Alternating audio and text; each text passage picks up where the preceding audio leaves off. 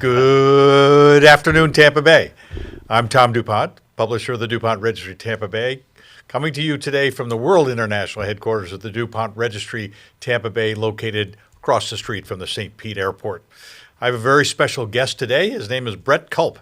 He is known as an acclaimed filmmaker and social entrepreneur. Welcome, Brett. Thank you. Thanks for inviting me, Tom. Glad to have you here. Now, not everybody knows who Brett Culp is, but you are well known in the filmmaking industry and in the social entrepreneurship. So let's explain the title. What's a social entrepreneur? You know, a social entrepreneur, I consider that to be anyone who wants to make an impact, but not just for profit, but to make an impact in the world, to make things better. And so very often we're not talking about profitability, we're talking about sustainability. So how can we make an impact and make it sustainable?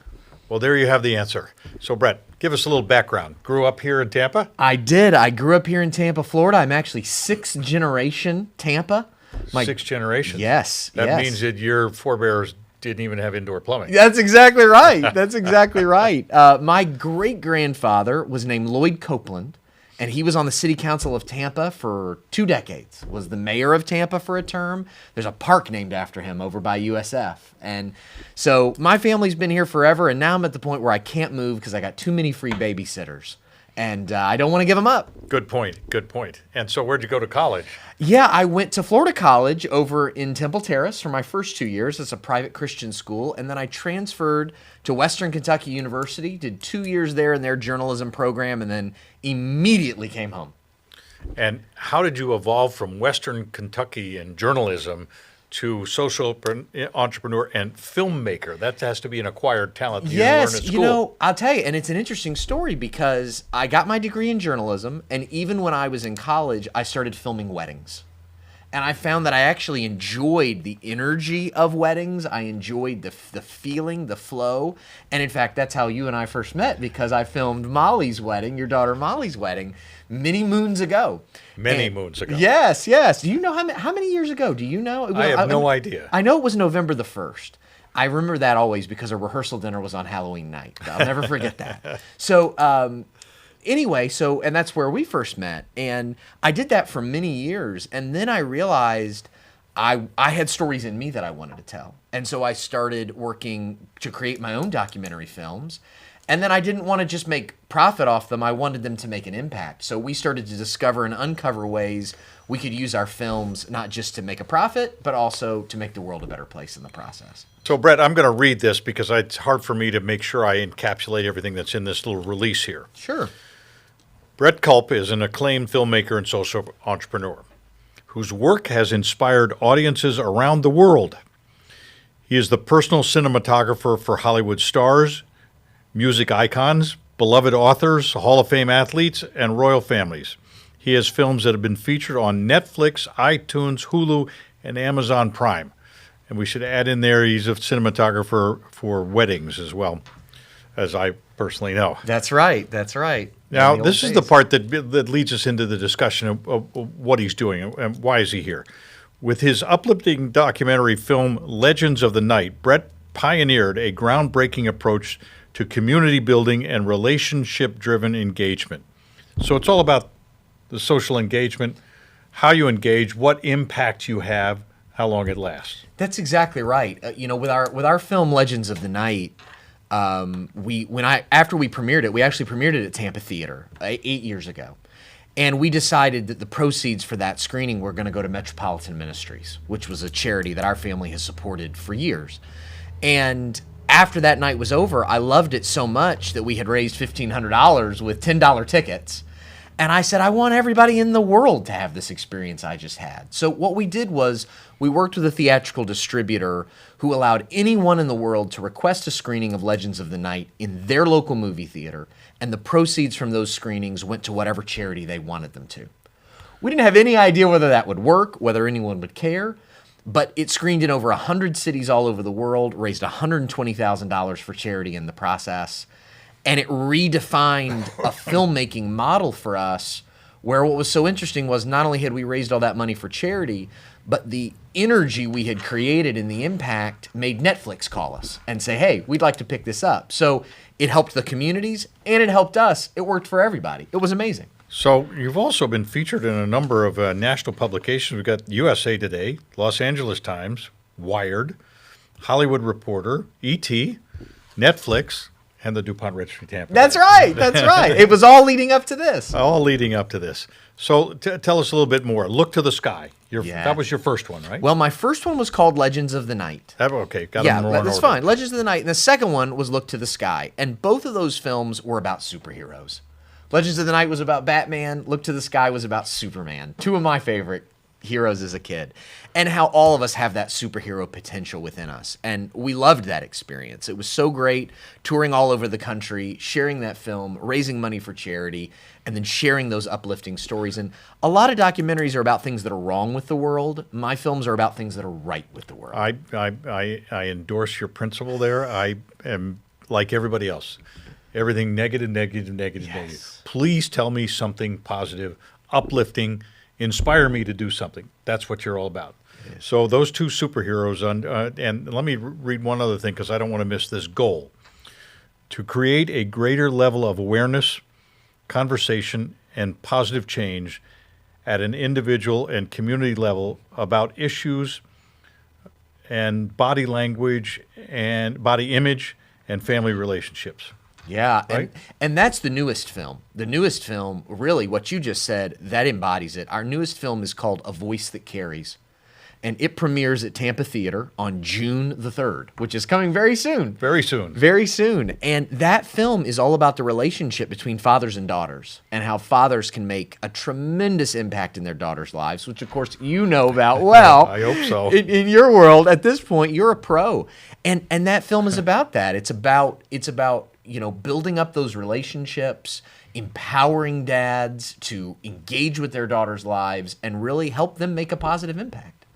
So premiering at the Tampa Theater. That's correct. June 30th. You sold out yet? June 3rd. We're getting there because... How do we get tickets? Yeah, Let's do the commercial here. Absolutely. How do we do the thing? I'll look right at camera. You can go to tampatheater.org, and right there on their website, you can buy those tickets. And we are getting closer to sell out because of all the COVID regulations. Because even though that theater seats 1,200, they're having to do all this spacing, to make sure that everyone is safe, and masks will be required at the screening, at least right now. We don't know. The world's changing so fast. We'll see. But because everybody's going to have to be spread out, we just don't have access to all the seats. So I was just there. In fact, right before I came here, I was over at the theater, and they told me we've already sold a couple hundred tickets. So I don't know what the capacity will end up being, but it's not going to be normal. I hope they pack it in. So does that mean that if they, they're obviously going to sell out if they've already sold a couple hundred? Yeah. So when is the second screening and the third screening? Yeah, run? They've kind of said that if we sell out that one, they have another date held for us. Good. That we can do another screening. And with Father's Day coming up, that's kind of a fun option. Good, because I'm headed back into town on the 3rd. I don't think I can make it. I'm gonna seriously look at the schedule to see if I can, and I don't want to buy a ticket and prevent somebody from seeing it. Well, thank you for that. So I appreciate what we that. do want to have is make sure you have a second run, because I want to learn from my mistakes. This is gonna be like a final exam where I already flunked the course. So let's come into the vision of this terrific movie, a voice that carries. I wrote down 4 words that you had that you wanted, I think, as part of it. Brilliant strength, dream, naked, and flawless finish. So where do they come from, and how's that apply? Yeah, those are great words. What's so interesting is that when the trailer for the film, which you can see on the website, those words we used, and the way we started this film, and what you can see is actually the first 4 minutes of the film. We interviewed a man who had walked through the magazine aisle at Target. And I don't know if you've ever walked down the magazine aisle. You probably have a few times, right? You kidding? And he started looking at all those women's magazines, all the beauty magazines. There's so many of them. There's just racks and racks full of these beauty magazines. Even more than there are car magazines. Yeah, there should be more car magazines, right? and as he was looking through them, he started to realize these words that were the words you just mentioned. Those words like flawless finish and dream and naked and all these things, but they were applied to women's physical bodies, not their inner selves. Not their spirit. That's right. Right. But their physical appearance. And he said, that's not right. We need to be lifting up those things within the beauty of, and he wrote a letter to his daughter that was such a beautiful letter. When I first read it on his blog, I said, we got to go interview this guy in Chicago. And that's the start of the film, because that's what we wanted to kind of lift up is, we want this film to be for dads, but really we want it to be for anyone that wants to make a positive difference in the lives of young women. Well, I saw the trailer, and to me, you're right. It's a film for dads. Yeah. But it's also a film for daughters. Yes, that's true. true. Because if they're thinking and watching that, and they can absorb that, they're not too preoccupied with their lipstick color. Right.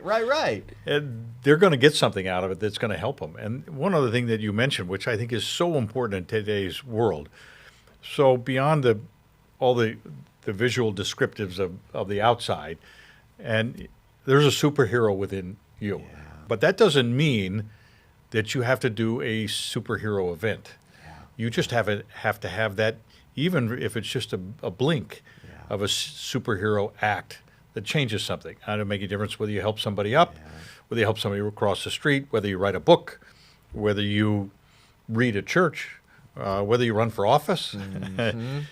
It's not about the measuring that you see on TV. It's about the measuring of your own self-worth. Yes? And I absolutely agree with that. And one of the things that I really learned in this process is I think, we all tend to focus on these big monumental things. Those are the things that make the news, right? Yep. These big moments. And I think as men, as dads, as fathers, we tend to think that way too. We focus on the big trips and the big presents and the big celebrations and all that stuff. And what I learned in the process of making A Voice That Carries is that really, for young women, I think this applies to sons as well as daughters, it's about the everyday moments. It's about those little moments, those times when you set down your phone and you're present and you're really there. And I think that's what matters the most. When we first started to have phones be introduced to our family and cell phones and into our business, one of the ideas was to go get the old shoe bag you hang on the door. And if you came into that meeting, you had to put your phone in the shoe bag. Yes. Well, now you can't do that because somebody asks a question and say, well, I know the answer, and they find it for you in the middle of a conversation. That's right. But it is very difficult not to disengage from what's going on so you can focus on what's right in front of you. It is, and it's so interesting. Now I'll go back in history with us. I can remember the toast that you made at Molly's wedding. And you may not remember it, but I remember you told a story, an analogy about, your life is like a cup or a vase. A jar. A jar, and you put the big things in first. And then you add the little things all around it. And I never forgot that story because I thought it was insightful. And I think if I think through anything good that's come out of my life from the past 14 months of this crazy pandemic and the lockdowns and all that stuff, it's been that let's put first things first. Let's make sure our priorities are right. And I think that's what you were getting at that moment that you wanted to encourage your daughter to do. And I think every dad has to do it too, I think it's easy for us to get distracted as dads to be like, well, it's okay for me to not spend time with my daughter, not be present, because I'm making money that's paying for her life and her college. And yet we miss the moments. You do. You're exactly right. So how old is your daughter? I don't actually have any daughters. This is an interesting thing. That's the point. Yes. I have 2 boys. And it's funny because a lot of people have asked me that question. You have daughters, right? Like, you made this movie. And I really didn't. I made this movie as a reaction to seeing that we as a society, in some ways, were letting our young women down. We were not really lifting them up the way we should. And I realized that has to start with dads. That has to start in their own homes, their own families. So if we're going to get a hold of Brett Culp somehow, what's the website we go to? Yes. So my website is my name. It's brettculp.com. That's pretty easy now. It is. It's just my name. And all of my social media comes off there. I post every day on social media and try to post uplifting, positive things. And the blog? I have a bit of a blog. I haven't updated it as much, but I do post as regularly as I can on those social media outlets.